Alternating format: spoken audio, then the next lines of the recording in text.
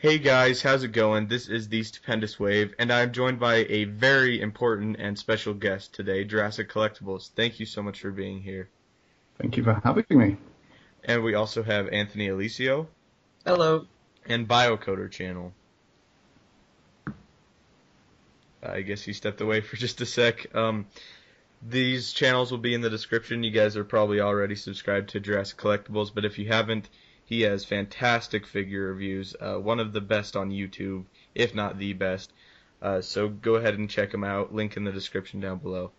So anyway, for this particular podcast, I would like to focus on something that we haven't really seen a whole lot of people talk about in length, and that is what we want exactly from the ending of this movie. What other islands should be involved in the sequel for this movie? What dinosaurs do we want in the sequels? And as I said a little bit earlier, will Sorna be directly involved, and kind of our hopes for the sequels. So anyway, now that we got that out of the way, Dress Collectibles, what are your hopes as far as the ending goes for this movie? So I'm primarily a really big fan of the first Jurassic Park film, and that's my firm favorite. So I'm hoping that we get a massive sort of punch of nostalgia right at the end of Jurassic World. We're kind of taken back to what was good about the original film, and it kind of acts as like a reset switch for the franchise, so that whatever happens or is going to happen in the sequel, we're just really, really excited for. And yeah, that's kind of what I want to get out of the ending of Jurassic World. Yeah, how about you, Anthony? How would you like the ending to go? Well, from what I understand, Jurassic Collectibles rendered some of the animation or CGI in Guardians of the Galaxy, correct?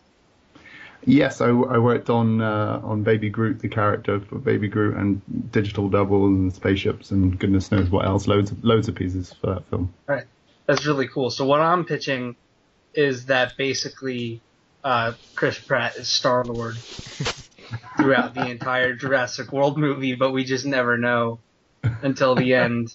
And he looks at all his raptors and he's like, "I gotta go find my father, guys." And then he turns on his mask and he flies away. That's kind of what I want. And then in the sequel, I want him to get the gang together, the Guardians, and look for his dad while also fighting dinosaurs. Okay. Cool. Is that what you really want, Anthony? Yes. Okay. Well, I don't think it'll happen. No, it will not happen. I can guarantee it. Biocoder, are you back? Yeah. What are your hopes for the ending of this movie? Well, I haven't really seen much of sequel hooks from the Jurassic Park franchise because, like, I feel like Jurassic Park and The Lost World weren't exactly made with sequels in mind. So I want since like they already announced that they're going to have a Jurassic World 2, I want the ending to have something that's going to like make an sequel seem really enticing, and at the same time, I would like some closure on the whole Biosyn thing. Remember the crooks who were trying to steal in the original Jurassic Park? I'd like to see, like, I guess something else from them, some closure on that, because, like, the game did that, but the game isn't exactly canon, so, yeah. Yeah, that's a good thought. For me, I definitely see other parks opening up, because InGen and Masrani, they're probably, at this point, extremely good at cleanup. They've been open for years, and it's very difficult for me to believe that there hasn't been an incident with dinosaurs in 20 years. Because, of course, they're very dangerous animals, and I definitely think that Sorna is going to be involved in the sequel in some capacity, but also I think maybe a cleanup crew going in and trying to clean up Nublar once again might work. What do you think about a sequel focusing around a cleanup crew, Jurassic Collectibles? Yeah, I think it's possible. I feel like the franchise would have to take a direction that is kind completely fresh. I don't know if going back to Isla Sorna would kind of satisfy the fans enough. Maybe Isla Sorna is kind of one of the parts of the movie. You know, maybe they have to go to Isla Sorna for some reason. But I feel like with the franchise, if there's going to be a whole new trilogy, there's going to have to be a new direction in order to satisfy fans' imaginations. I've always wanted to see raptors loose in like an office block, for example. And I think actually because of the sterile sort of kitchen environment that we see in the first film, that would actually work pretty well if you had raptors going up an office block that was really tall. You could have all sorts of dinosaurs in there, and you could have, you know. So I think there's lots of possibilities of different environments. I think a nod to Isla Sorna would be cool. Maybe if they go back to get something that they need, and then kind of move on after that, that would be quite cool. That's interesting, because a big thing that a lot of fans have kind of been asking for, and we just got a little taste, was dinosaurs in the city, and we got some of that in Lost World, but I definitely think that velociraptors in a full-blown city would be interesting. I just don't think that they could do a full film there, like you're saying, because Jurassic Park has always kind of been in the jungle area, jungle environment. What do you think, Anthony? Would you be okay with the city environment for the sequel? Well, I think that what a lot of these franchises are trying to push now is big in scale. And if they were to bring the dinosaurs into some, heavily populated city, and maybe they can't solve the problem, then they could work in that whole scale thing where maybe this, dinosaur outbreak is, really, harmful and is, hurting a lot of people. So it wouldn't surprise me if they did that, because I think people, when they make these movies, they think, well, how do we make it bigger the next time? And how do we make it bigger after that to get more people in? So it would make sense to me if they did that. I don't say I necessarily want it to happen like that, but it wouldn't surprise me. Yeah. The problem with this is just there's so many different places they could go. I mean, you could go back to Sorna. You could have another island. You could stay on Nublar. You could go into the city, stuff like that. You could have it set entirely on a boat. There's just a whole bunch of stuff that you could have going on, although I do not think the boat thing would make for a good movie. No. But maybe a section of a movie, so you have, the cleanup crew on Isla Nublar, and then that goes wrong, and the boat is carrying several types of dinosaur that lands on the mainland, and then you have a whole movie that focuses on them trying to control the outbreak on the mainland. I don't think it's necessarily true to the original film, but in terms of letting the dinosaurs loose, that would be pretty epic to see. And I think with the original comics, Alf, Betty, and Celia, the raptors broke free, and that was just amazing to see in the expanded universe of Jurassic Park. And there is actually a raptor squad now, which is kind of, to me, sort of references those comics a little bit for me. So it'd be cool to see those kind of other ideas mixed in. Yeah, kind of like because you get like everything that the fans want. You would have like the first act on the island, second act on the boat, and maybe third act on the mainland, or you could have part of the second act on the boat and part of the second and third on the island. Exactly. Yeah, I guess that could work. I definitely this is the big question. Personally, I do not hate the Indominus Rex, but I do not want another genetically altered dinosaur. No. Not at all. I know that there's this thing called the Arlex that went around a while ago. It really seems to have died down a whole lot. People aren't talking about it. Sorry, Biocoder. What are your thoughts on the sequel being... Go ahead. Sorry, what was it? No. I got some time to build up some thoughts, and there's a few things floating around my mind right now. Dinosaurs on the mainland sounds like a cash cow idea, and it's an interesting thought, but the only real worry I have with it is that the only way that could be pulled off is if there isn't really much spotlight on the herbivores, because they don't really have much incentive to do anything in particular when it comes to the mainland. I mean, some of them do. Maybe the Triceratops or the Pachycephalosaurs, but not really. I've seen some people like suggest bringing in like historical accuracy into the Jurassic Park movies, like feathers and things like that, and that doesn't really fly with me. Like, I mean, I'm all for historical accuracy, but Jurassic Park is like, I guess, built in a universe where dinosaurs did not have feathers and things like that. Other than that, like every other idea you guys spit out, like survival on like a Left Behind crew surviving on Isla Nublar is something that sounds really interesting to me. Yeah. That's a really good point as far as like the design choices go, because I mean, feathered dinosaurs are cool, but I don't want them either. I don't know how you feel about that, Jurassic Collectibles. No, I think I was almost upset when I saw the Raptors in Jurassic Park 3. Not only because they had these little feathers, it was almost like they hadn't fully committed to the idea, but also the fact that Alan Grant dreams of a raptor that he's never even seen. So I always find that bit in the film really jars with me, because it's like, well, wait a minute, the ones he saw in the first film didn't even have those, so how does he even picture that in his dream? I don't know, maybe it's his imagination and the research that he's sort of built up since. I don't know, you could make up all sorts of reasons. But I think consistency with the rest of the franchise is important. One of the things I was thinking of is the introduction of the Indominus Rex. Because Legendary Pictures is very associated with monster movies, and they're buying up all these franchises, Godzilla, Pacific Rim, Jurassic World, and the Indominus Rex. I wonder if in the future they might consider doing an Avengers type monster mashup.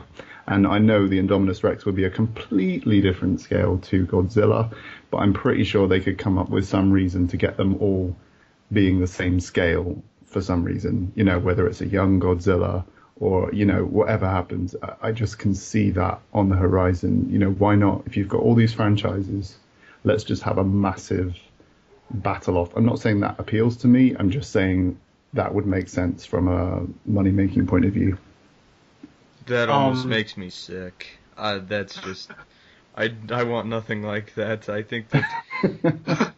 Polar I mean, opposites. neither do I, but it's like... Legendary will own all of these monsters. Yeah. And it's kind of like, no, it's sort of like an Avengers. And when you thought of the Avengers early on, you thought, oh my God, that's going to be awful. That's not going to work. And it has worked. So if they got the right people involved, it could work. But, I can see that maybe something that they're thinking about. I just feel like Godzilla and Jurassic Park, they've never been associated with each other at all. And, I know. And Marvel's, their superheroes have been in comics for years and years and years. Yeah. So I just... You know what they could do? One that's more realistic is like a King Kong Jurassic World crossover. Well, they are actually, aren't they rebooting the King Kong franchise? They are Yeah, rebooting they King are. Kong. But So- scale-wise, I'd say that King Kong is a little I mean, the closer to those dinosaurs. the sign of a good director or a good film is to make the unbelievable believable. And I think, as crazy as the idea sounds, I wouldn't be surprised if it happened, because it's like one studio owning this entire ensemble of monsters, and it's kind of like, what could we do with all our franchises? And it's like, well, it worked for Marvel, let's try it with all of our monsters. And I wouldn't be surprised that happens. Even if it's tongue-in-cheek and people hate it, it'll still make a lot of money. Yeah. Oh, man. Even, like, the Kong thing, for me, the Kong crossover isn't as bad Super as Kong. having, like, a full-on... Yeah, not as bad as Godzilla. Yeah, not as bad as Godzilla, but it still makes me sick. Yeah, because Godzilla, like, just in scale, is so much bigger than anything from Jurassic Park. It would be a no contest fight. But then if he has a baby, Godzilla- Godzilla. oh, In I didn't Godzilla's origin consider story baby Godzilla. In one of Godzilla's origin stories, before he got like mutated, he was like roughly the size of a T-Rex, if not smaller. So Mm-hmm. It's possible. You can make anything happen in the storyline. Yeah, I'm so up for it now. I want a baby Godzilla versus an Indominus Rex. As long as they don't put feathers on Godzilla. Yeah, and I want them to give the Indominus Rex some sort of superpower that we haven't seen yet. So he has something to counter his camouflage. You want the Indominus Rex to breathe fire? Can it get bitten by a radioactive spider? Maybe he could breathe ice. Oh. You know that bit in the trailer where Chris Pratt says, "We're going to go at this thing with everything we've got," and you get the feeling that like Chris Pratt is bringing together his Raptors, his T-Rex. It's like he's like basically taking the whole of Jurassic Park and pushing it in the direction of Indominus Rex. Let's say. I mean, what's to say that they don't kind of see that as like, in one corner we've got the Jurassic Park dinosaurs, in the other corner we've got Godzilla, in the other corner we've got Pacific Rim Mega Beast, whatever it is from the sequel, and then you put them all in, and it's like Raptors versus Godzilla versus all of them like in one massive fight. I mean, in terms of visuals, you could have some really imaginative stuff going on. But yeah, I mean, it seems so far off now, but it's got to happen. Legendary will own all the rights to these things. It's just it's a no-brainer. You just reminded me of something. All right. There was, did anybody play like any Jurassic Park games growing up? Yeah. Yeah. There was this game called Jurassic Park Dinosaur Battles, right? Right, where you had to like, you were on Isla Sorna, and you had to find these bunch of campers who were mistakenly taken to Isla Sorna by their camp counselor, and you have to rescue them while domesticating a whole bunch of, I hope I'm remembering this correctly, but you have to like domesticate several of the dinosaurs on the way there, sort of like a monster fighting game type thing, and you raise the dinosaurs, teach them moves and stuff, and then you learn that there is a scientist, an InGen scientist left behind on Isla Sorna who is working on super dinosaurs she wants to use to take over the world, and you have to use the classic dinosaurs from Jurassic Park to stop her. I remember that. See, that sounds pretty far-fetched, but it got made. Yeah. Oh man. I mean, the thing is, with that sort of film, there's at the moment we're looking at it through a lens of only what we know now, but the idea of the Indominus Rex through the lens of 3 years ago was completely preposterous, and now we're all kind of sitting happy with the idea because we've got so used to it. And the same thing will happen with these bigger franchises. Maybe they'll even crossbreed the Indominus Rex with a Godzilla to make it big enough. Who knows? But these are the type of things that they could create to generate revenue, and I think it's a very viable route. I'm not saying I'd be a fan, but I'm just saying it's going to happen, I think. We know they're going to get us like a ton of merchandise and licensed games and things like that. I've just been steadily noticing the pattern of Legendary buying up all these monster franchises and thinking, what are they up to? Maybe they want to be the owner of all monster franchises, but then if you think about all these ensemble films that are coming out, I don't know, it just kind of makes me think, maybe that's what they're up to. Yeah. They should do a Jurassic World Avengers crossover, and they'll just rename all the dinosaur islands to the Savage Lands. Oh no, Anthony, stop. Yeah, they could do that. Wow. You're making me physically ill talk about this stuff. I'm sorry, like you bring up a good point that the Indominus Rex is like, we were all against it. If you go back to my video 6 months ago, I totally just trash all over the Indominus Rex. I just talk about how terrible it is, and just how awful I hate the idea, and the idea of trained raptors. But now that we've become so accustomed to it, it's changed. Yeah, I mean, all it takes is one sort of plausible trailer with raptors fighting Godzilla, and then you're sold. You're like, wow, this looks cool. So, yeah, it's about how you sell it and making the implausible plausible. I mean, we had raptors opening doors. I guess raptors fighting giants it's a few steps ahead of that, but It's elite. It's so hard to picture myself being okay with that. I mean, we might be talking years away, let's say 5-6 years away. But if you've got all the monster franchises, you've got all these cards in your hand, then I think it's, it's certainly something they must be talking about. Because essentially then what you do is you get every fan group converging on one movie. You get the Jurassic Park fans, you get the Godzilla fans, you get the Pacific Rim fans. They all converge on one single movie. No matter how far-fetched it is, they'll go and see it. So, that's their thinking, I imagine. Do you think that a movie like that could potentially be a quality film?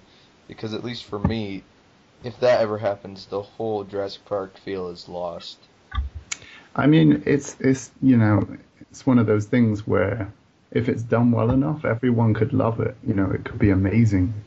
It could just be like Anthony's saying, that they do a King Kong Jurassic Park crossover, and then everyone's okay with that idea, and then from there they mix it with Godzilla and everything else. Maybe they'll do it in stages. Who knows? But I think these sort of Battle of the Monsters films are what they kind of used to have back in the day, and especially in Japan, they're very, very popular.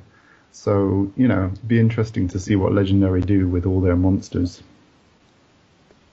I'd like to see a franchise crossover with a franchise that's totally random and not unique at all. Like Jurassic World crosses over with Marley and Me, and they have like Owen Wilson play the same character, because that would be unexpected. Anthony, stop, please. I'd really like to see something strange like that, and be like, why would they make that decision? And then just be like, okay, I guess. Do you see them hinting at a Godzilla / King Kong crossover in a sequel? I think that there's going to be a genetically altered King Kong Godzilla hybrid. Oh. How about you, Jurassic Collectibles? Do you see them hinting at something further? Just not really like doing it, but setting it up slightly? It's possible. It's possible. It's always possible. I think it depends on the success of lots of things. Godzilla was really popular, but for me was just lacking a little bit of just perfection. I think you get goosebumps when you watch a film that is like really special. And King Kong, I almost got it. I was so close. I really enjoyed the film and I love it, but it's just missing those goosebumps. I think there's something about it that feels like it's a little bit replicating things that we've seen before somewhat. And I think that's the thing with Godzilla. There wasn't something in it that made me think this is new. It felt like if Godzilla was done right, that's how it should be done. But it didn't feel like, whoa, I didn't see that coming. So I don't know. We'll have to wait and see. I think a crossover is definitely on the cards for one or two of the Legendary franchises. Whether it's King Kong and Pacific Rim, or I don't know. We'll see. Yeah, I agree. I definitely don't see them going any other route besides a crossover with anything. I just Jurassic Park is like one of the things that I don't think could work. And I know that you bring up good points about the Godzilla movie, while being good, lacking a little bit of perfection. I know this is off topic, but for me, that just seems like the perfect setup movie to just an amazing film to come. I hope so. Yeah. I hope so. Yeah. But anyway, let's get back to Jurassic World stuff. So we have the Indominus Rex. Has it grown on you at all from start to currently? Yeah, I think since seeing the trailer, it seems more dinosaur-like. But then in my brain, I kind of come back to the point of, do we need this then? I kind of come back to the point of, why did it need to be the Indominus Rex, and why could it have not been? I don't know. I think I've said this before in a conversation, but the appeal for me as a child going to see Jurassic Park was the fact that I was seeing something extinct that lived once millions of years ago. So it's like a myth. It's like, but was real. So I can actually look out my window as a child and go, along there somewhere a dinosaur once walked this earth. The Indominus Rex is a creation. It's a hybrid. It's essentially a Frankenstein's monster. So it never existed in the past. And to me, being sort of brought up on Jurassic Park, the original film, I think it loses a lot of its authority because of that. But I'm sure for a new generation of kids who've grown up with loads of monsters in movies, it's got more appeal. So I think for a younger generation, it's perfect. But for the people who actually remember the original Jurassic Park, it doesn't have the effect that the original film did. Exactly. Hey, I'm sorry. Sorry I left there for a second. Did I miss anything? Not really. Just talking about Godzilla and crossing over and stuff. Just crossover talk. All right. I heard some of what you said, and I'm actually very interested. I'm actually wait. So like the Indominus, or was it Godzilla who was like losing the authority because they didn't exist previously? The Indominus Rex. Yeah. I was thinking about that too because what Jurassic Park did, the original one, is it defined for pretty much everyone what every species of dinosaur like that was featured in the film was. Like when people think of a Velociraptor or a T-Rex, they think of the Jurassic Park one often before they even think of the real one. So yeah, exactly. The Indominus doesn't quite have that because like some people, yeah, some people like take from Jurassic Park and actually it's pretty much some of their a lot of people's introduction to dinosaurs. It pretty much inspired a lot of paleontologists. It's yeah. Exactly. You know, I'm fine with the Indominus Rex. I think that it's a interesting way to have a new antagonist. It's like, oh, well, this one's different from all the others because it was created. It's like this genetically altered monster or whatever. But I don't want them to fall into a trend where this happens more because that would bother me. I just want it to be a one and done thing where it's like, oh, we made this dinosaur. It's a part of all these different things, and now we learn from our mistakes. We're never going to do that again. Because I just don't want that to become a trend. As of this dinosaur as a one-off kind of villain in this Jurassic World movie, I think it's a pretty interesting way to do it, because it's just never been done. I'm not saying they needed to do it, but it is pretty interesting. Can you go back to regular dinosaurs after this, though? Absolutely. Yeah, I would think so. I feel like a little. Sorry, I cut you off. No, that's all right. No, I was just gonna say I just feel like you can't go back, and that's a real problem for me. I feel like something a little odd about the Indominus is that it actually closely resembles a lot of other theropods. Like it looks like an Allosaurus, sort of, or a Megaraptor. Or something. Yeah, it does look a lot like an Allosaurus, but it also looks like the things that it's meshed with. Yeah. But like Velociraptor isn't mentioned, and like all of the dinosaurs like in its DNA are like abelosaurids, like Rugops, Carnotaurus, blah blah blah. All of those have arms like shorter than my forearm. So yeah, I honestly think that this was. I mean, the Indominus Rex was drawn first and then considered later. And I actually think that the cuttlefish idea is like, you know, the original animals that it was supposed to be made from. Do you remember the backlash from fans about the dinosaur being made?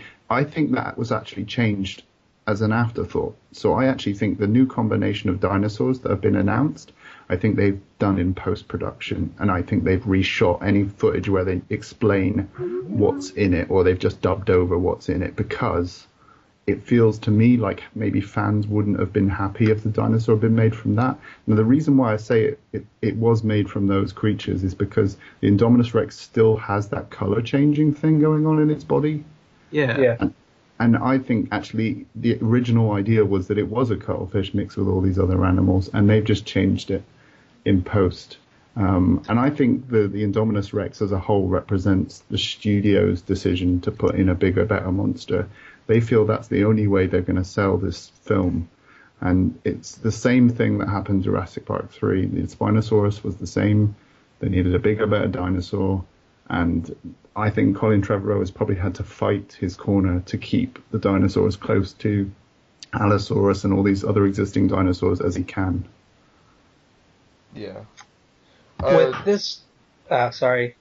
To kind of respond to Biocoder's whole like the arm thing, human DNA is the only thing that I can think of.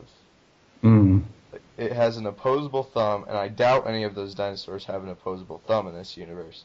Half of them don't even have fingers. Yeah, so definitely this is, to me, and its intelligence, I mean, maybe, yeah, you can make one of those dinosaurs extremely intelligent, but it hasn't been established before. The problem with that, too, is, like, okay, I know Jurassic Park is not a documentary, and it doesn't, like, real science doesn't exactly apply, but, like, one thing I've always known about every single dinosaur, apart from, like, probably Giganotosaurus specifically, is all of them are known for having a relatively small brain case and therefore not being very smart, which is definitely in contrast to what we see the Indominus doing, even in the trailers. Mm. Yeah, exactly.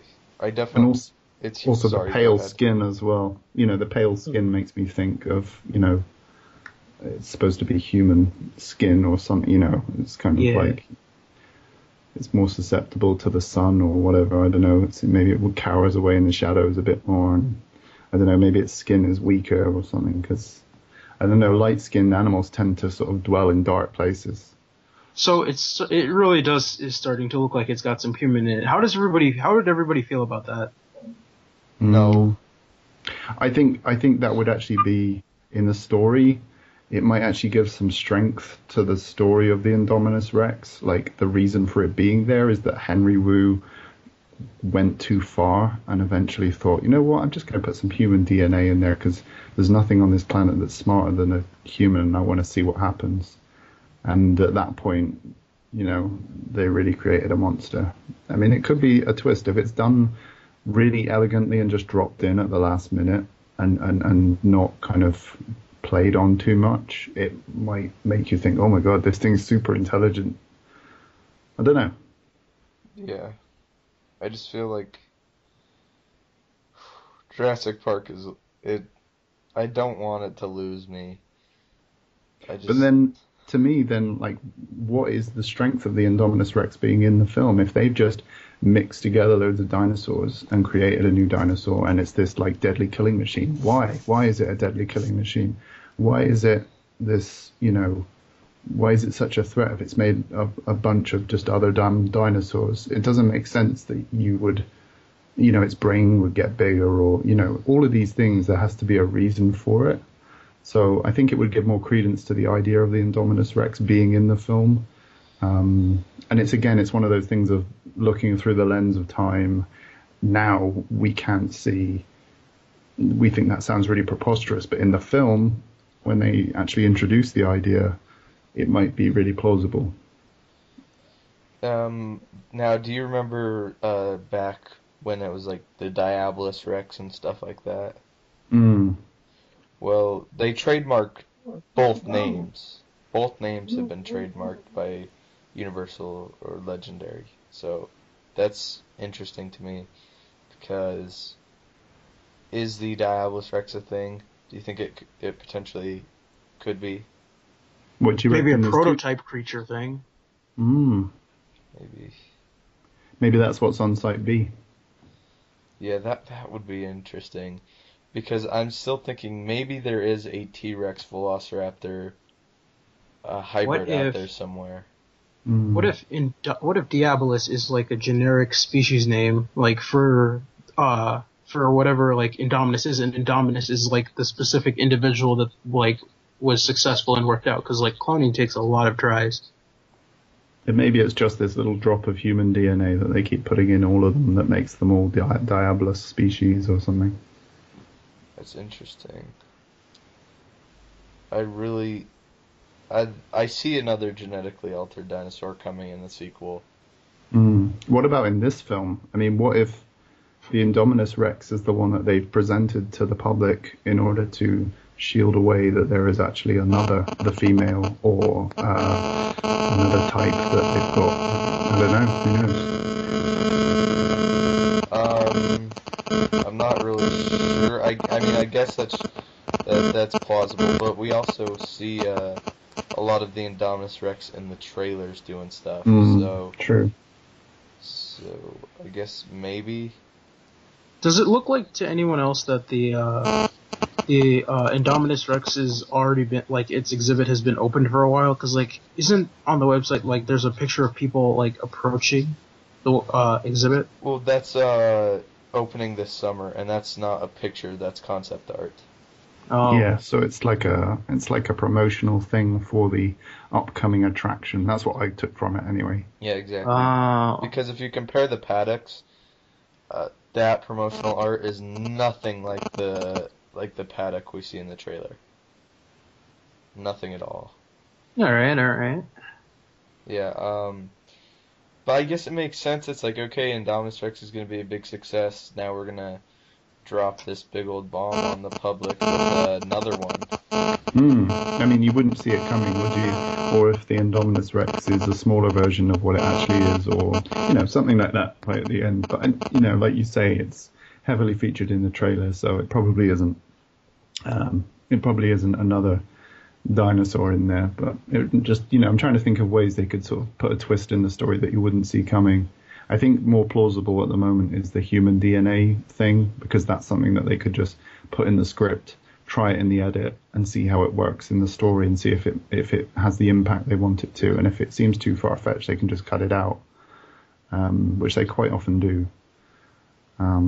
So, yeah, I think it could be like in a Henry Wu speech somewhere. He's saying, we decided to add a human DNA. Yeah, exactly. I also see possibly another genetic dinosaur showing up in the end of the film. Would you be opposed to that in any way? It depends what it is, I think. I think it depends on the pacing. If it's done well, the thing is, like I say, a really good film is the implausible made plausible. And I think, if Colin Trevorrow can pull off the Indominus Rex, he could pull off, dinosaurs in cowboy hats. So it's just about him, putting the reasoning there, developing the characters enough so that we feel the peril that they're in, regardless of how silly the Indominus Rex seems. And if the characters are serious and believable, then yeah, I think anything's possible. I was watching a movie where, like, a raptor stole a car, and I bought it. Another ending I was kind of thinking of is maybe just a real quick shot of going down the line of all these dinosaur embryos that of these creatures that we haven't seen, species that we haven't seen, just like showing us how busy Henry Wu has been exactly, and that we think we know all the dinosaurs going in, and at the end it's like, oh no, we have a lot more than you realized. But would that be enough of a payoff at the end of the film? Would that be enough? After introducing the Indominus Rex, would that be enough? Like the fifth film would have to up that again. So it would. I don't know where they'd go with the franchise. It'd be surprisingly shocking to see, like, at the ending shot or something. What? An Archaeopteryx or something like that. That would, yeah. That'd drive a lot of people wild for a whole lot of reasons. But it's kind of at the same time, because people have been talking about this being it's Jurassic World, it's linked to the other ones, but it's also a little bit of a reboot too. So I guess. I mean, they removed the feathers, thank goodness, from the Raptors, because. Yeah. I actually think a prequel would be pretty powerful, and yes, if we learn more about Henry Wu and his past, because This is something I brought up before, was that Henry Wu seems like an angel in the first film. He doesn't seem like he would hurt anyone, and he doesn't seem like this evil, like, like he's a guy off in a lab laughing maniacally and making mutant dinosaurs. So what happened to him between Jurassic Park and Jurassic World to make him so, like, obsessed with mutant dinosaurs, and like, what happened to him? And also, I want to know more about the prototype island on the mainland, the prototype resort, and how that came about and what went wrong there. I think of the same way that X-Men First Class, it does more with less. I think if you did the same thing with Jurassic Park, it would actually be probably more of a cult hit than anything where you introduce new ideas. Yeah, I think a prequel could really work. It's really like you brought up what went wrong in the old park, but do you think that they actually ended up breeding some dinosaurs on the mainland, possibly? Well, that's the thing. You can take that story as far as you want to go, because they can go absolutely, to the point of manufacturing dinosaurs, everything breaking loose again, and then just saying, scrap that, we're going to start on Isla Nublar because that didn't work. Didn't they accidentally let some Compsognathus loose in Costa Rica, like when they were first starting out in the book? Yeah, there were some that were, I think they were getting on the boats, weren't they? Coming across on the boats. Yep. Yeah. It's just an interesting little thought, probably for a short film or something, if they can get that out there. Yeah, I think the idea of a prequel, some really strong characters you could have playing the memorable characters from the first film. Not necessarily Alan Grant and Ellie Sattler, but because you wouldn't want to introduce them. But you could certainly have Samuel L. Jackson's character. You could have John Hammond as a young man. You could have Dennis Knight as Nedry again. You could see roots of his evil personality and where that came from. There's loads of things you could do with a prequel. That's actually a great idea, having Hammond be not the main character, but seeing Hammond as a younger man. He could be essentially like the root of the story, in the same way that with First Class, what's his name? Xavier? Rex. Professor Rex, exactly. Xavier is kind of like, the core character. You could do the same thing with Hammond. Yeah, I never thought I would be that engrossed into Xavier's story, but they got me, so it's all about the execution. Exactly. And I think they did less with more. More with less, because they went back and there was much less action happening than probably even the X-Men, the first film. I feel like what symbolizes that is that they kicked Wolverine out of the film as soon as you saw him. Yeah, that's true. But it's a great movie, and I think origin stories work well if executed well. That's a great idea, because we never really seen the Jurassic Park origin. No. Anywhere. No, and if we're learning more about Henry Wu in Jurassic World, then I feel like we might get some of that in this film anyway. We might get a prequel story in this film. Yeah. We might have some flashbacks, or we might see Jurassic Park when it was being dismantled. Yeah, there was that story within the story in the book that tells all about Hammond's life leading up to the opening of him bringing people into Jurassic Park, and there's so many things like we didn't get to see in the movie. I'd love to see, because I don't know, how many of you guys read the book? I read it. I have, yeah. Yeah, pretty much everything that happens before the focus shifts over to Alan Grant is gone from the movie, and I'd be really interested in seeing that in the film. In a film, definitely. Yeah. And I think also you'd get that feeling of isolation if it was like a complex in San Diego that has a lockdown. So, at a certain point in the film, they close off the actual resort. So, metal shutters come down, nobody can get out. And then you've got an island on the mainland, so you have the same feeling. I like that idea. The idea of a prequel going back.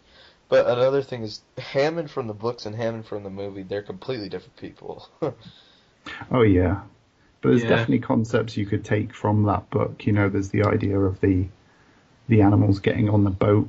You could kind of have it the other way round. Maybe they got off on a boat and ended up at Isla Nublar or something. You know, you could do all sorts of things with the story that kind of incorporate elements from that original novel. Yeah, I think exactly. Jurassic Collectibles should have creative control over the franchise. Agreed. Only with your guys' consensus. We'd have to do a vote or something. Yeah. Let's start a petition. Yes. Go door to door and getting signatures. Yeah.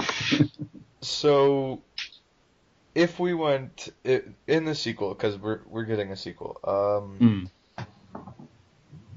do you guys want any new dinosaurs? And if so, what new dinosaurs? Or do you want to stick with like the classics? I would think one dinosaur that Jurassic Park missed out on is Ceratosaurus. If you guys don't know what it is, it looks like a Gallimimus with giant Wolverine claws. Oh yeah, those things. Yeah. They're crazy That's cool. looking. I do think actually, in terms of looking at the trailer, I don't know how much of this film is going to kind of present new forms of dinosaur. I'm hoping that it does, but like in terms of shapes, sizes, proportions, colors, I actually want to be challenged visually to look at a dinosaur and have to look again. Like, I think if they do a sequel, the dinosaurs should be outrageous. You know, if you're going to make a dinosaur movie, go and make some of those weird dinosaurs that they found in China with the crazy heads. And, you know, make some real dinosaurs, because the thing is, I think, you know, reuse of the original dinosaurs is okay if they stick to it and do it respectfully. But if they're going to throw in an Indominus Rex, why not just go completely outrageous and have some really crazy dinosaurs in there? And I'm hoping they do that in this film. I think they will.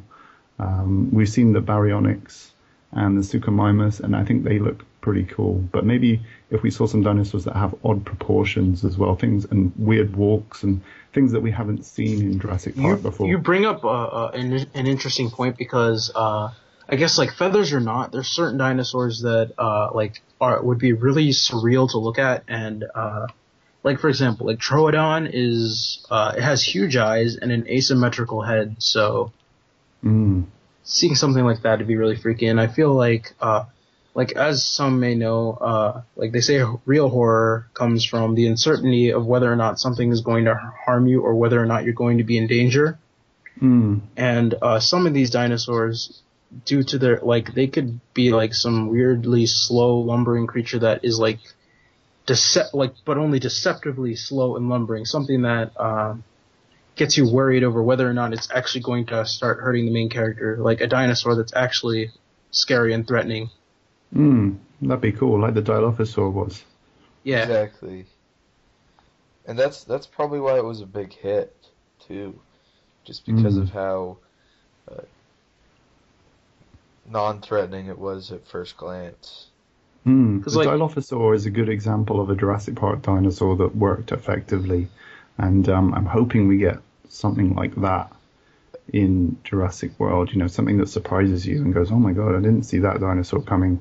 Because I felt like Stegosaurus actually had the chance to instill fear in you, but when it showed up, it just immediately went on a rampage and didn't really give you the time to soak in that this is like a big animal covered in spikes that also happens to be a herbivore, so you don't know whether or not it's feeling like attacking. Yeah, that's a bit of an opportunity lost for the Lost World. And Ankylosaurus in the same way. I mean, Ankylosaurus has a couple of lumbering shots in Jurassic Park 3. And, yeah, like 3 seconds. They should have capitalized on that guy. Yeah, I think they should give the herbivores things to do instead of just introduction to dinosaur shot. Yeah, because they're just as threatening to life.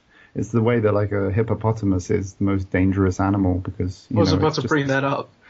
Yeah, so it's you know, you don't expect it to be the hippopotamus, but you think of something like a triceratops could be really lethal. Exactly. I mean, when you think about it, herbivores are jerks and carnivores are friends. We got dogs and cats on our laps, and people get mutilated by bulls and hippos and things. Yeah. Mm. You see, the only reason carnivores are so aggressive is because you are part of their diet. So. Yeah. Mm. Yeah, it's true, and that's not all the time. Yeah. Exactly. I think with the Ankylosaurus, I mean, I would so much rather be eaten by a T-Rex than swatted with that thing's tail. Oh, Like, yeah. I feel like one thing that stood out to me when watching like the Third Ice Age, I didn't even like that movie all that much, and watching the Third Ice Age, the Ankylosaurus really kind of freaked me out because that thing was so mad. Exactly, like, I just imagine being hit by its tail and breaking nearly every bone in my body. Mm. And the thing is, and like the thing about herbivores is they're not interested in killing you; they're interested in incapacitating you. So they're not going to stick around to finish you off. That's something that's kind of scary about them. Mm. And also because of their brain size, they might be more susceptible to erratic behavior. So with a Triceratops, you know, it might suddenly flip out because a fly's got in its eye and it thought there was something coming towards it. So, you know, and then it turns around and, you know, knocks someone over or crushes them. And, you know, they're just as threatening really as the T-Rex. And we've only seen the Triceratops as a sick, you know, animal. So it'd be cool to see it. And obviously we saw it live thrashing around in Lost World, but apart from those, you know, few scenes, it'd be cool to see the Triceratops a bit more. That's a funny thought because I'm going to bring up another Jurassic Park game. This one's probably a bit more recognizable. Operation Genesis. Triceratops, for whatever reason, is programmed to go on a killing spree every time it spots a carnivore. Oh, really? Yeah. What, so it just takes out the guests as well? It's been a while since I've played that. If you let the, let's say you have no fences and a Triceratops suddenly has access to, it has access to other dinosaurs, it suddenly becomes really aggressive when it starts to spot things like Albertosaurus and other things. Yeah, so that sort of tendency to have a short fuse might be cool. Yeah. So, Anthony, what are your thoughts on herbivores attacking people and stuff like that, not just carnivores? Well, I like the thing that Biocoder pointed out. Like, I guess you got interrupted for a sec. But I love the idea because, I mean, you can't make Brachiosaurus bad now because they've been established as, like, the nice ones. That reminds me. Brachiosaurus will always step on everybody who gets too close in Operation Genesis 2. But I definitely think, for me, the Ankylosaurus is one of the scariest dinosaurs that we've seen so far. Mm. And also, the first time you see a herbivore attack and kill someone in Jurassic Park, that's going to be a shocking scene. Yeah, exactly. Has a herbivore killed anyone so far? I don't recall any. Like, I mean, like, Stegosaurus and Pachycephalosaurus attempted, but, like, it seemed like everybody got out of those unscathed. That's a good point. And by that, I'm not saying, like, just have a herbivore-centric Jurassic Park movie. Just put a little bit more herbivore action in there. Like, you can't have them pursue people, but, I mean, you could definitely have one where they get too close. Well, like, bulls and hippos do pursue people, but, like, having them be the only thing pursuing you and having them persist even though they don't have to would get a little awkward. Like, that bugged me so much, even about the Spinosaurus. Like, I don't know if there was, like, some sort of allusion to, like, the crocodile from Peter Pan, but, like, the cell phone ringing and it following them throughout the entire island, like, persistently. Yeah, but I get the feeling that the Indominus Rex is going to be a bit like that. They're serial killer dinosaurs. But like at least they brought up that the Indominus Rex likes to kill. Like the Spinosaurus just walks through several tons of meat and ignores it for people. It's true. Yeah, definitely if the Spinosaurus was on the website, it would have an aggression index of very high. But definitely. I'm just curious to see which it'll have a diet one. of humans specifically and only humans. Just this is kind of off Yeah. topic, but what dinosaur do you guys think killed the people on Isla Sorna on the boat? I Was wanted that a to. Spinosaurus? I It was was a like four. mosasaur. It I was was not like, a mosasaur, Anthony.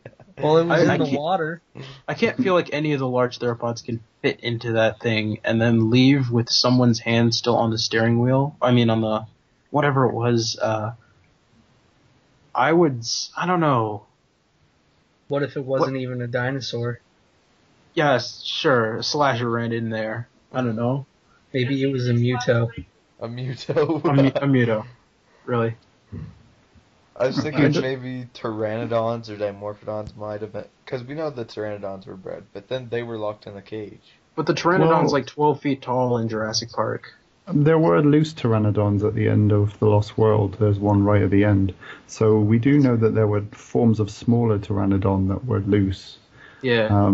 But yeah, it is weird, that bit. There isn't even like a cabin down under Actually- the boat where they could have come from or anything. This So- is gonna be really obscure, but looking at the Jurassic Park wiki, not knowing how credible this is, apparently a smaller pterosaur was planned for the Lost World, and they even had models for it.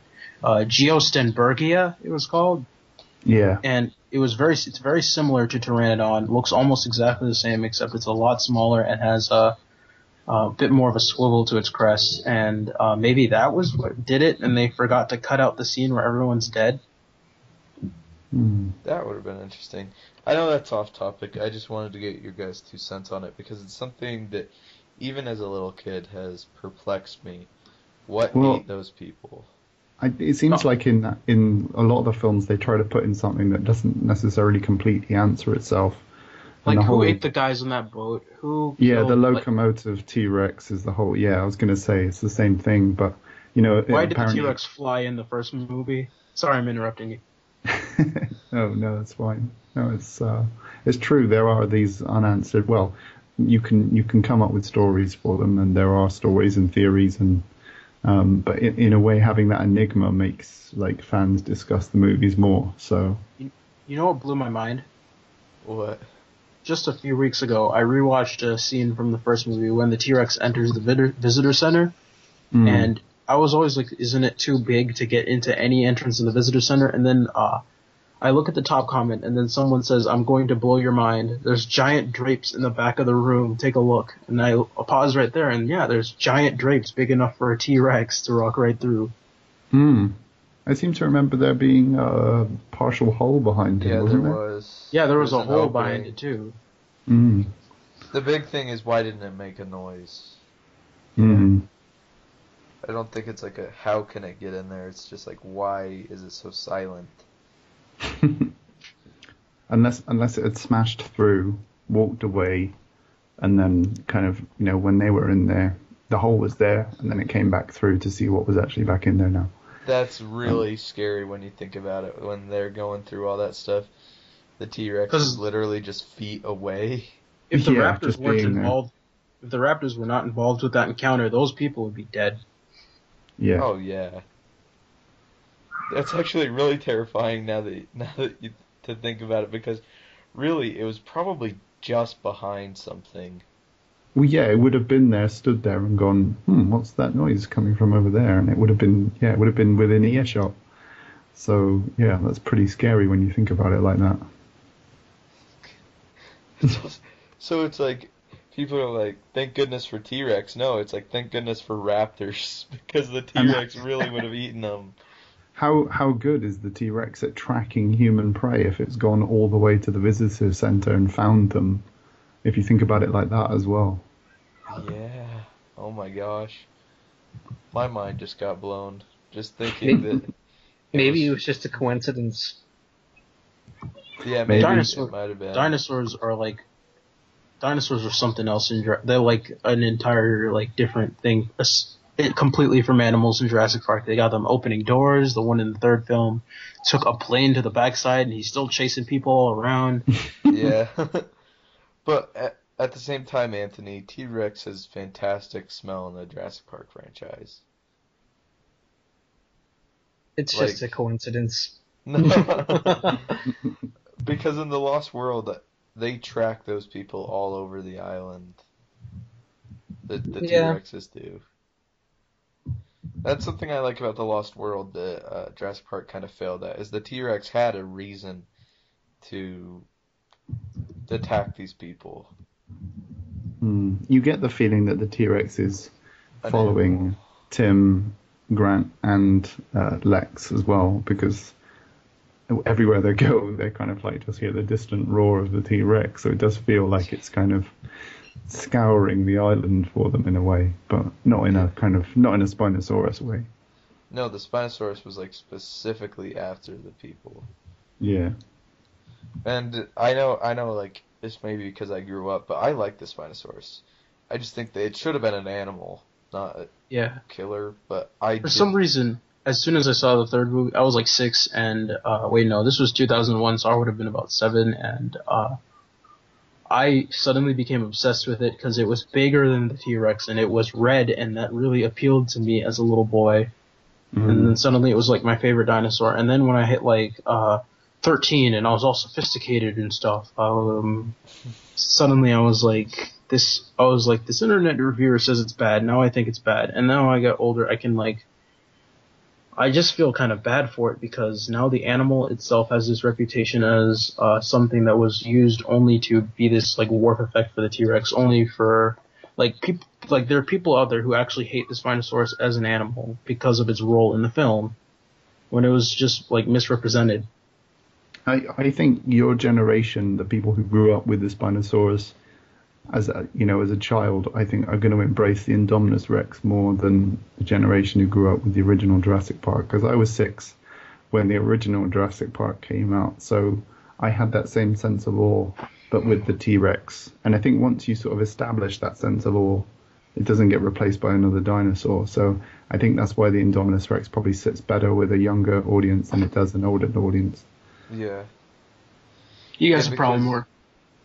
You go ahead. As a person that has only seen one Jurassic Park movie in the theaters, Jurassic Park 3, I definitely see that. But I like T-Rex more, but I still love the Spinosaurus. That's weird. And I desperately want the Spinosaurus back in the next movie.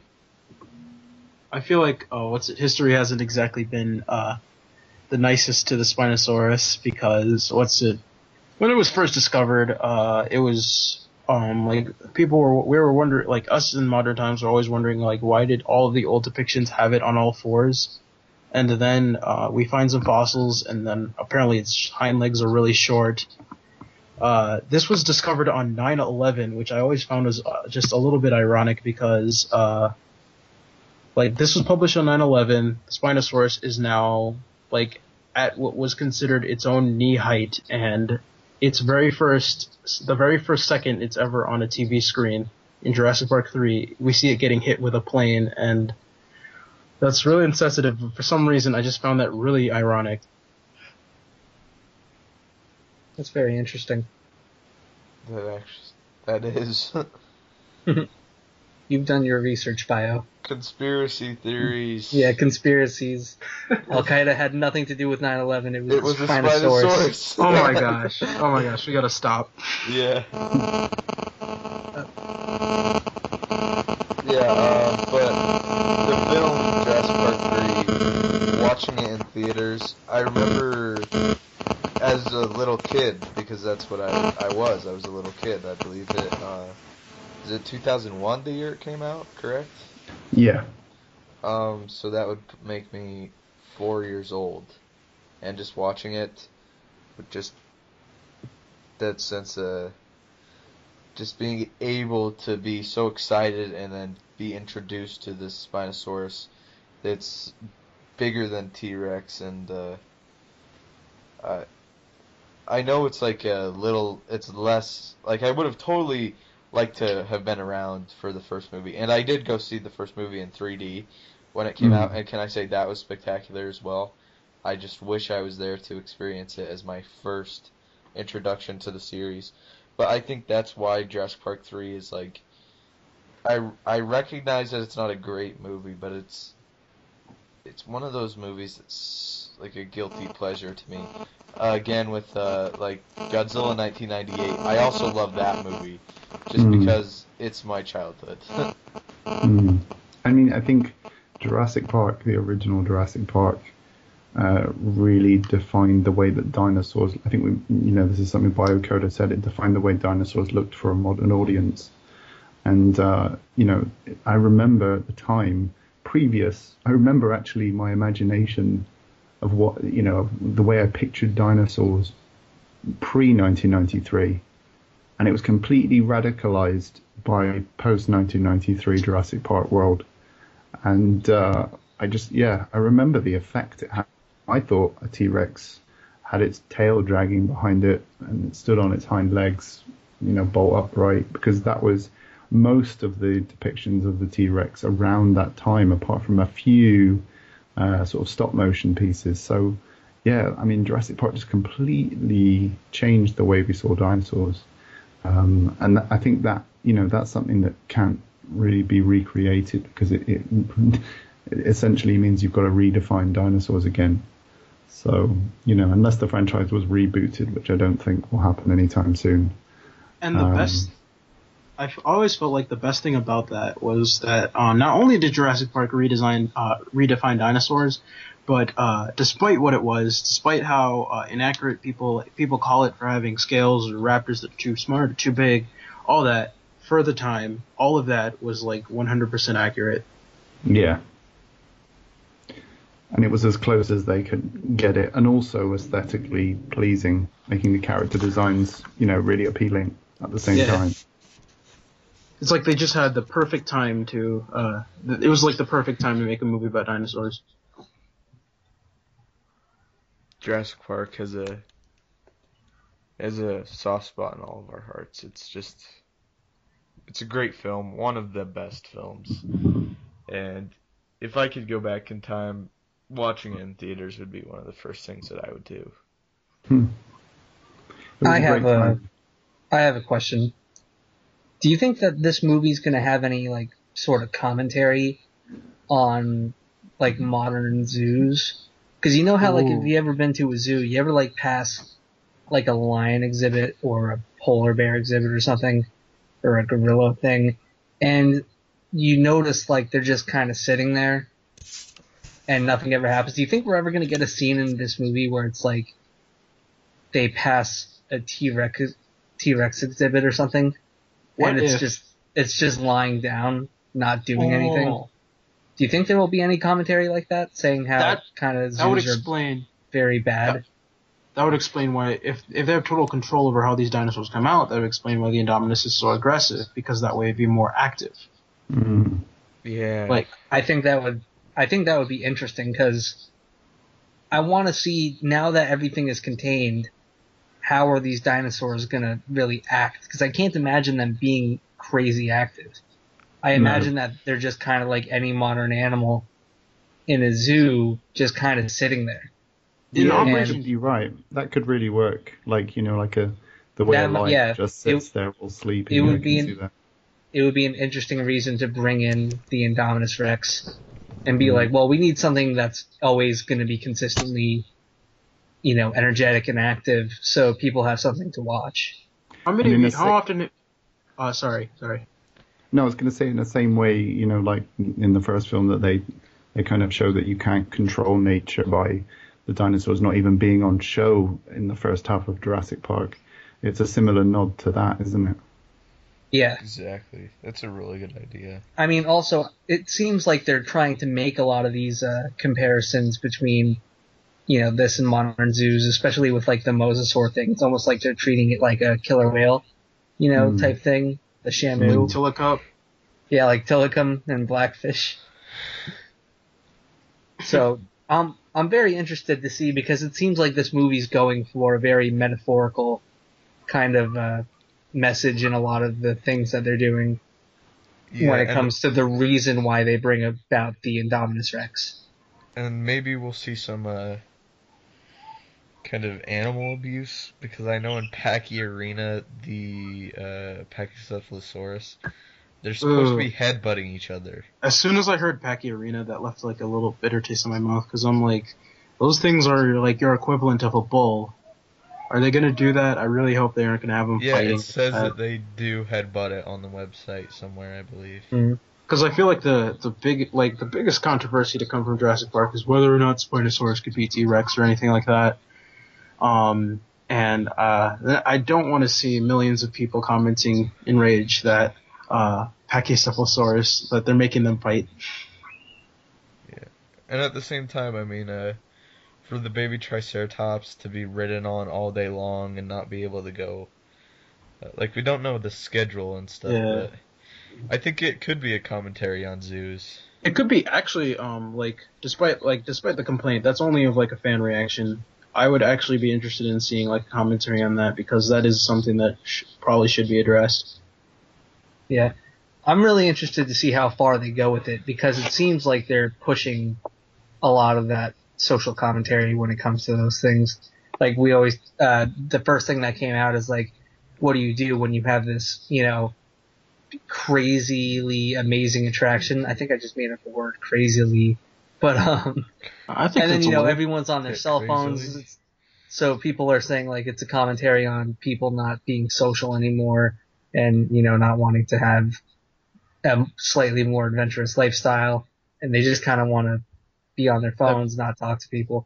So it's like, oh, they're going to do a commentary on that, and then you think there's so much potential to do a lot more, and it seems like it would be a waste not to, because like you said, it would be very interesting if they did some sort of commentary on animal cruelty. The whole thing right now, there's a big thing. I don't necessarily have a problem with it, but a lot of people have problems with cloning animals. A lot of people have problems, they say it's playing God and stuff. Like I said, I don't have a problem with it, but there's a lot of commentary that could be made that doesn't necessarily, make the movie like, oh, look at this. It's so, such a pretentious blockbuster. What a weird thing. I think they could do it very subtly and it would add a lot.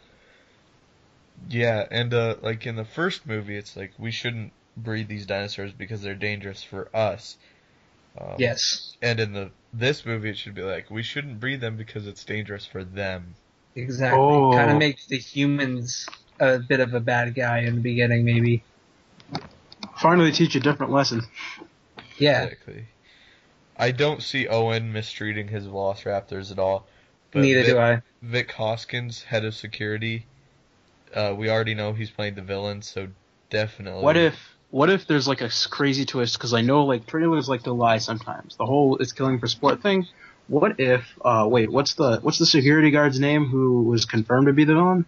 Vic Hoskins, Vincent D'Onofrio. What if Vic Hoskins actually is like manipulating Chris Pratt's character into thinking that the Indominus is like doing a lot of kills, therefore they can antagonize it while, I don't know, the other dinosaurs are like off killing people or something. I don't know. That's crazy. Funny. I just found out that Vincent D'Onofrio's in this movie. I did not know that. Really? Yeah, so now we have Star-Lord and Kingpin. I'm telling you, dude, they're working towards a Marvel crossover. Okay. What are your thoughts on that, Jurassic Collectibles? What, the antagonizing the Indominus Rex? Yeah. I think there'll certainly be motives. I don't know how far-reaching the motives will be.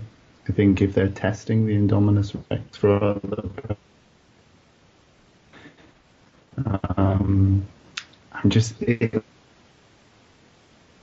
like what motivates him to do this? Maybe it's this head of security guy, or maybe it's like what if Vince's character actually has some actual serious issues, and he's intentionally pitting the Indominus against people while antagonizing it so he doesn't get the flack. Yeah, it could be that they're testing a weapon. Who knows? That sounds crazy.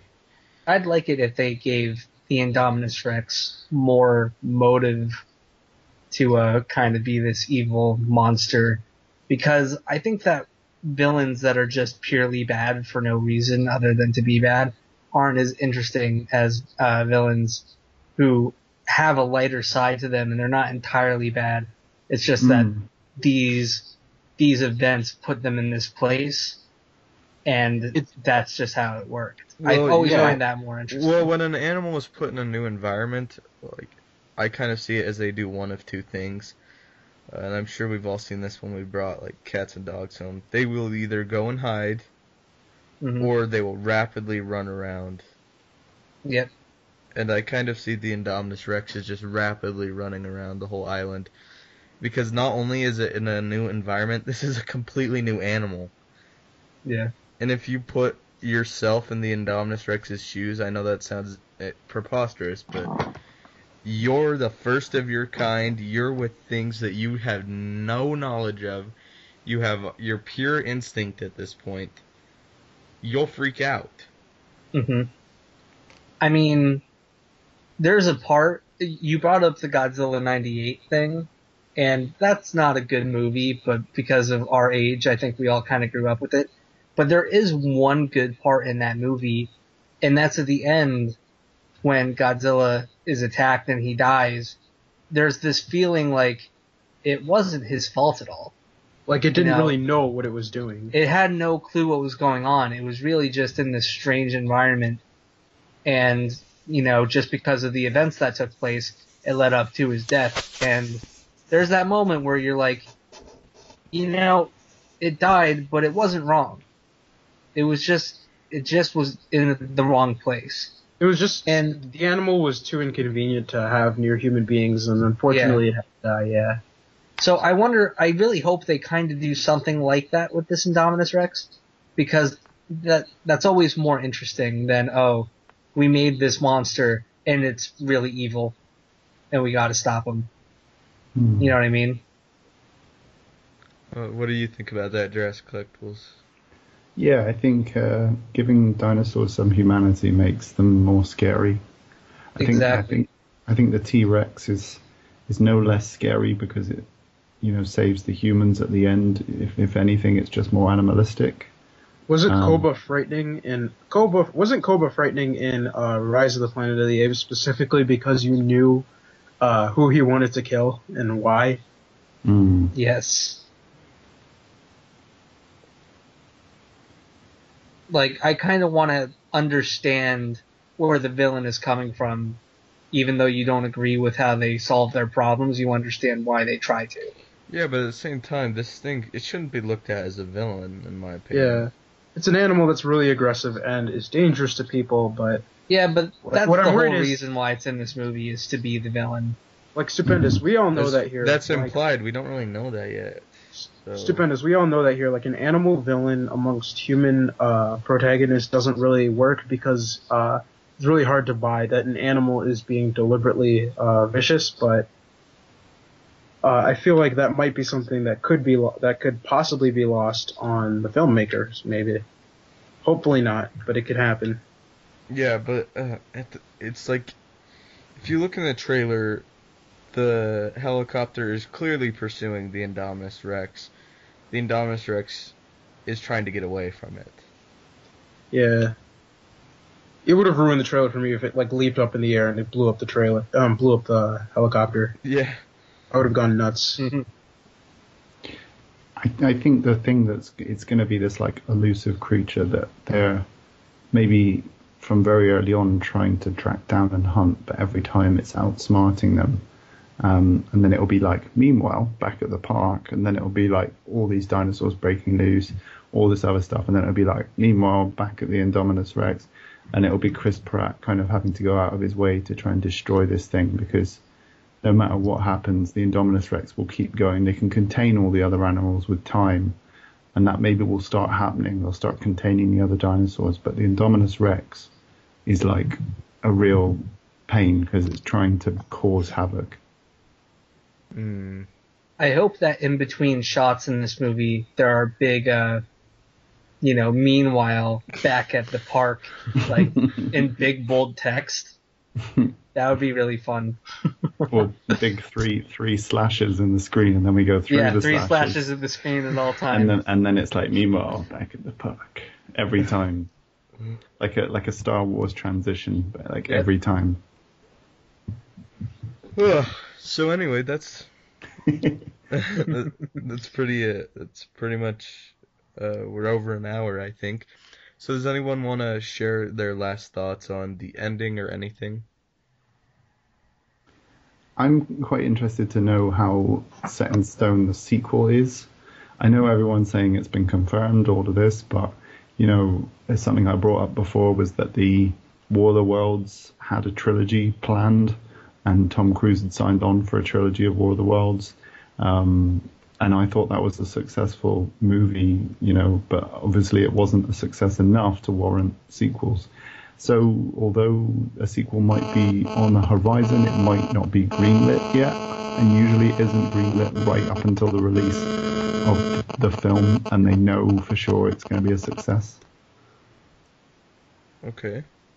Biocutter, you have anything to add before we leave? All I really kind of hope is, like, if there's a sequel, then what they need to do, if there's a sequel, then one of the key things you need to do for a sequel is leave a few things unanswered by the end of the film, just so that the sequel doesn't feel too contrived. And hopefully don't leave those unanswered questions contrived either. Just try and make it as believable as possible. All I have to say is Jurassic World, Godzilla, King Kong, Pacific Rim, Marvel, DC, Transformers crossover. Let's make it happen, guys. Go home. Who's the main characters in that story? Spider-Man. Mark Wahlberg. Spider-Man's the main character. Mark Wahlberg is the main character. He's going to play Uncle Ben. Can you imagine Spider-Man web slinging through the jaws of all these creatures? Like, Yeah, it would actually be really cool. And then you could bring in the Dinobots from Transformers 4, which I've never seen. Mechagodzilla. There could be like a Dinobots versus dinosaurs. Just Mechagodzilla. Power Rangers. Oh no. Oh yeah, bring in Power Rangers. That'd be craziness. Bring in Jumanji. Let's be honest though, Superman would just clap his hands and all of them would just go away. Yeah, bring in Superman. You could bring in lift them Batman. all into orbit. Yeah. Anyway, Also, guys, let's get throw in Chronicle Goku, too. why not? Chronicle. And X-Men and Fantastic Four. Wolverine. I want to see Wolverine fight a T-Rex. Well, what about 21 Pikachu. Jump Street? Well, 21 Jump Street and Men in Black are a given. Of course they're going to be in What about Lego Movie? Yeah, Legos. Lego Movie. Let's get Frozen in there. We'll make the whole thing's a musical. No. And You know what? icing on the cake the entire time they're all toys and it's just a part of Toy Story. You know, we're just planting seeds for Hollywood to kind of make so into there's a some, ripe like, plant. There's some big producer out there somewhere listening to this and they're like, this is genius. And they're like, I'm going to make this the plot for Wild West 2. Remember, if time is infinite, this will happen. And then the entire time, it's just a story being told by Ted, the teddy bear, in the Seth MacFarlane Ted franchise. That's all it is. Crossover. Yeah, it's almost like a dream sequence, but it's a story told by Ted. I thought you were totally going for an Inception thing. Oh, and then Inception happens. Anyway, guys, thank you so much for watching. Thank you, Jurassic Collectibles, for being in this. I really Thanks for having appreciate me. it. Thank you, Biocoder. Yep. And No thank you, problem. Anthony. No problem. Here to So pitch my don't- crossovers. Don't forget to leave a like, subscribe to Jurassic Collectibles if you guys already have.